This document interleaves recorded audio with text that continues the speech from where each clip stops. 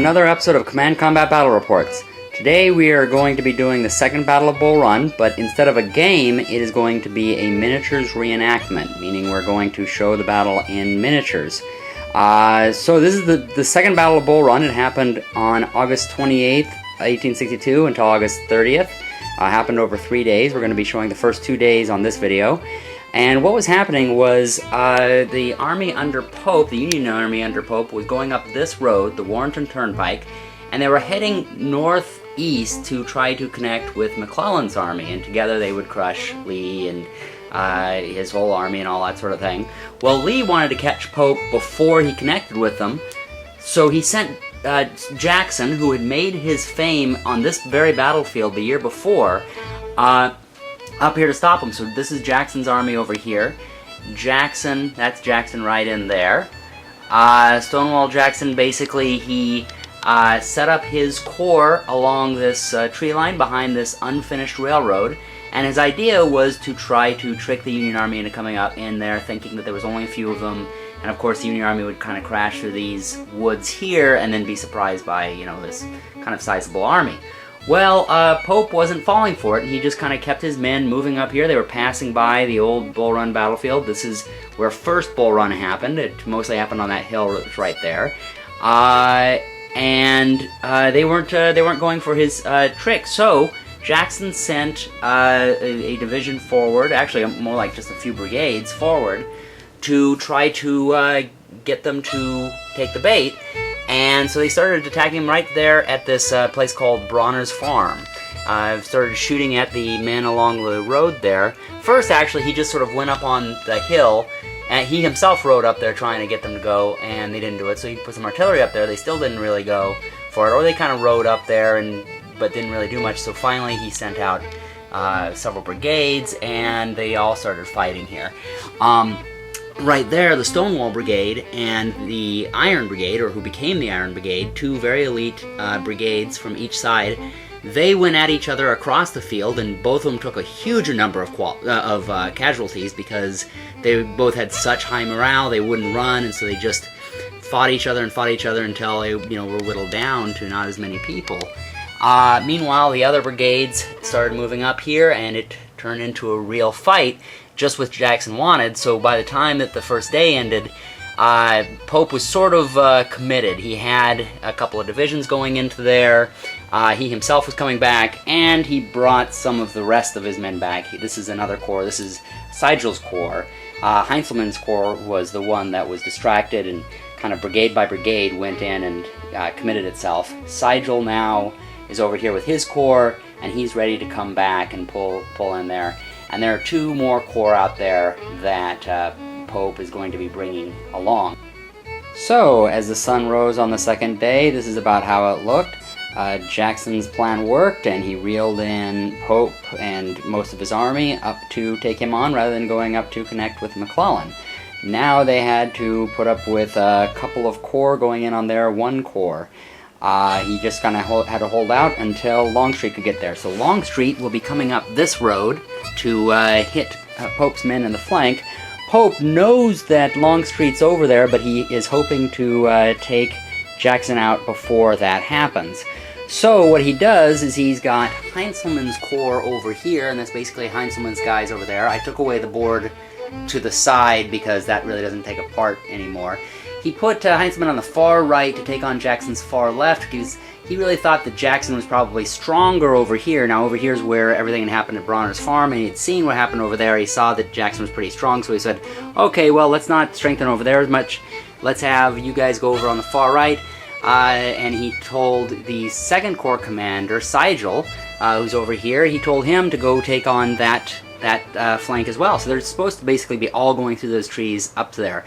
Problem was, Pope wasn't very specific, and so Sigel thought, wasn't sure exactly where to attack, so he's going to be attacking sort of spread out along there. Heintzelman's going to be a little bit more concentrated. Pope also, but Pope being over here, by the way, he also had told another corps to come up this road and to come and hit on the other side, but as you can see, there's no army there. And the reason for that is his commands were very, very vague, and the men didn't really know what he was talking about a lot of the time. And they were also starting to run into Longstreet's men, who, again, are down that road. So they're kind of going, wait, maybe we should be dealing with that. So right now, this is how it's looking on the morning of the 29th of August, 1862. So this is how it looks as the attack begins about 10 a.m. on August 29th. There's supposed to be an attack on both flanks, but as I said before, one of the Union Corps, it's commanded by Porter, is not coming up the road. He got conflicting orders from Pope, and he is getting slowed by some of Longstreet's men who are still off the border over there. Longstreet is the Confederate commander who hasn't entered yet. Jackson is trying to hold out long enough for Longstreet's attack to come along, so he's just keeping his men put. Stark is his division commander on his far right, which is our left right now. We're looking from the Union side. And they're just kind of holding since no attack seems to be coming on their right side. On their left side, which is the Union right, that's where the attack is mostly taking place. You have Sigel's men. Sigel is one of the corps commanders. He is pushing his division forward, or he's pushing a division forward, and he's sliding sort of to the right to try to make the attack on the right. And as you can see, there's a bit of a fight going on right there, close to the center, but a little bit more to the Union right. Further to the right is one of Heintzelman's division, most of his other divisions back here, most of his men, but he's pushing forward a division to fight against that unfinished railroad. They're mostly having a firefight with the men on the other side, and they haven't really completely fully committed. Meanwhile, in the center here, one brigade, Milroy's brigade, has gone forward, and they're hitting sort of a central point there.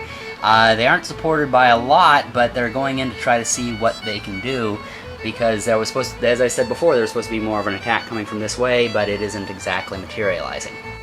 So here's the field about 1 o'clock. The battle is in full swing now, especially along the unfinished railroad, where there is a lot of casualties. The Union just got hit really badly. The Confederates actually were not lined up at the unfinished railroad originally. They were up here on Stony Hill. They came down and pushed the Union off of there, who came rushing back, and that was mostly Sigel's men. So Hooker's men come in to help him out, and by the way, that name might be familiar to some of you out there. His name was Hooker. That's actually where the phrase came from. There's my miniature to represent. He actually traveled to the battlefields oftentimes with lady companions, which is why that word hooker now exists for what it does. So anyway, so his men came up to reinforce the Sigel's men, which were getting pushed off that unfinished railroad, and now the Confederates were starting to take position behind that unfinished railroad. Over here, Schurz's men went in thinking they were going to get protected by another brigade under Kearny, who's right over here. Kearny is near Sudley Church, and he's supposed to be going in to protect Schurz. But instead he went, you know what would be better? Sitting here and not going in there. So Schurz is kind of getting hit not only from the front, but from the sides as well, and really getting pummeled quite badly. So the right flank is going badly, especially because they go in piecemeal. They really didn't go in all at once. Milroy, meanwhile, who is trying to help, found himself kind of in a lot of trouble, unsupported on all sides, and so one of the other brigades came up to kind of help him kind of get out of there. So mostly, though, they're just trying to kind of pull out of there. So the attack, actually, while Jackson was really just trying to hold on, now is winding up becoming a Union defeat if they're not quite careful. So this is the battlefield by about 2 o'clock. Over here on the Union left, the Confederate right, still not a lot is happening. However, Milroy's brigade did go in there and basically kept Stark, who is the division commander over here, standing around close to Jackson up on Stony Hill. He did keep him from being able to send reinforcements over to A.P. Hill, who is on the other side. Of course, Milroy needed to be helped to pull back, and they took a lot of casualties, but he did keep an entire division from going and reinforcing on the right. Over here on the center, Ewell, who is there amongst his men, he is holding against an attack by Sigel's men. Sigel is the corps commander on the Union side, who's attacking sort of the center or center right, as it were. Confederate left, Union right. They assaulted all along this unfinished railroad area here. You can see that kind of rise there. The Confederates decided, rather than defending right along that area, that there would be more of an elastic kind of defense. So the Union men came in, pushed them off, the Confederates pushed them back, and it kind of went back and forth along this type of thing. Right now, Sigel's men have been pushed back, and Hooker's men came along, and there he is, along with his little lady companion, although she might have been left behind a little more. They have now pushed the Confederates back up to Stony Hill, and are now taking that unfinished railroad again. But they're doing it kind of piecemeal. Over here, one of Sturgis's brigades had actually gotten up there and were starting to push them back, but Kearny, who was supposed to support him, didn't, kind of sat back, and Sturgis' men got pushed back to here.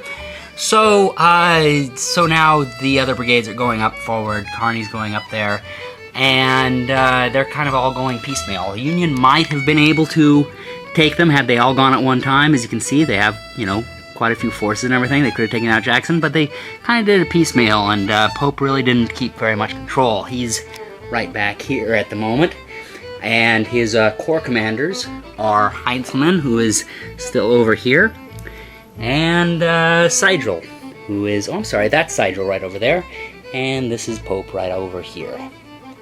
Although they weren't specifically in those areas, they were kind of riding all over the place. So this is the field at about 3 o'clock. The Confederate right and Union left is not doing very much. The Union is pretty much spent over there. They don't have a lot, and they have a couple of corps that are supposed to be coming up any time, which is the reason they're not going, and the Confederates are staying where they are. That's Stark's division, so they're just basically holding that area. Over in the center, Ewell's men are continuing to hold. Hooker's men have gotten up to the unfinished railroad, and they're basically, sharing shots over in that area.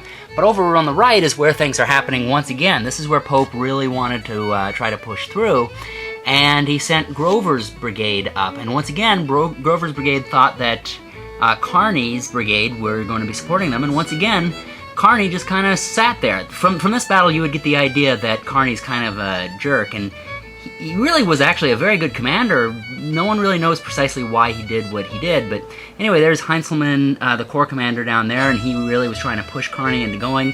For whatever reason, Kearny just didn't go forward. Grover was kind of left out there, in the front without much support, and he got Confederates once again kind of all over him, and got hit pretty hard. Meanwhile, Hooker's men are lining up there along the unfinished railroad, and going to see what they can do about at least exchanging fire and maybe doing some damage there.